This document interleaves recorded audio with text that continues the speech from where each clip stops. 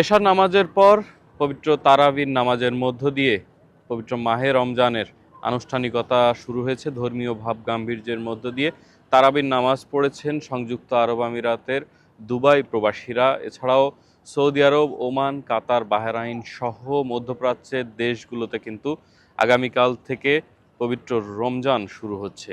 রমজানের আনুষ্ঠানিকতাকে বরণ করতে বা ধর্মীয় ভাব গাম্ভীর্যের মধ্য দিয়ে রমজান যেভাবে শুরু হয়ে থাকে, ঠিক রমজানের আগের দিন, প্রথম রোজার আগের দিন তারাবির সালাত হয়ে থাকে এশার নামাজের পর। এবং এবারের রমজান শুরু হতে বা নিশ্চিত হতে বেশ কিছুটা সময় লেগেছে। যেমনটি আমরা দেখেছি যে সৌদি আরবে সন্ধ্যার পর কিন্তু রমজানের চাঁদ দেখা গেছে এবং তারপরেই কিন্তু সৌদি আরব সর্বপ্রথম ঘোষণা করে যে আগামীকাল থেকে পবিত্র রমজান শুরু হচ্ছে। এরপরই কাতার ঘোষণা করে দ্বিতীয় দেশ হিসেবে, এই মধ্যপ্রাচ্যের দেশ হিসেবে, যে রমজান শুরু হচ্ছে। এরপরে কিন্তু সংযুক্ত আরব আমিরাত নিশ্চিত করেছে যে সংযুক্ত আরব আমিরাতেও রমজান শুরু হচ্ছে। এবং আজকে তেমনটি দেখছেন যে আমার পিছনে একটি মসজিদ, সে মসজিদে মুসল্লিরা নামাজ পড়ে বের হচ্ছেন, তারাবির নামাজ আদায় করেছেন এবং আজকে রাত্রে সেহরি খাওয়ার মধ্য দিয়ে প্রথম রোজা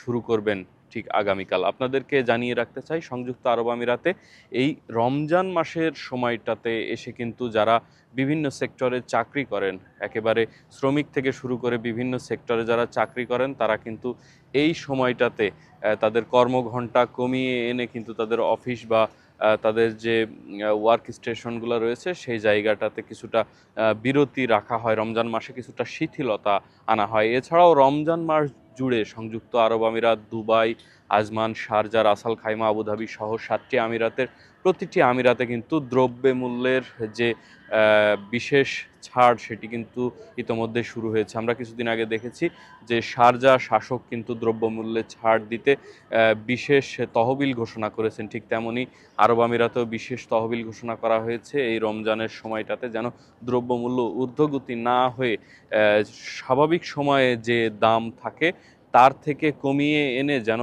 ভোক্তাদেরকে ন্যায্য মূল্যে এবং কম মূল্যে পণ্য দেয়া যায়, সেদিকটি খেয়াল রেখে কিন্তু পণ্য মূল্যে ব্যাপক ছাড় নিয়ে আসা হয়েছে। সব মিলিয়ে এবার রমজান বেশ লম্বা সময় নিয়ে হবে। যেমনটি দেখছিলাম এই দেশের যারা বিশেষজ্ঞ রয়েছেন তারা বলছেন প্রায় 13 ঘন্টারও বেশি সময় কিন্তু রোজা রাখতে হবে একজন রোজাদারকে।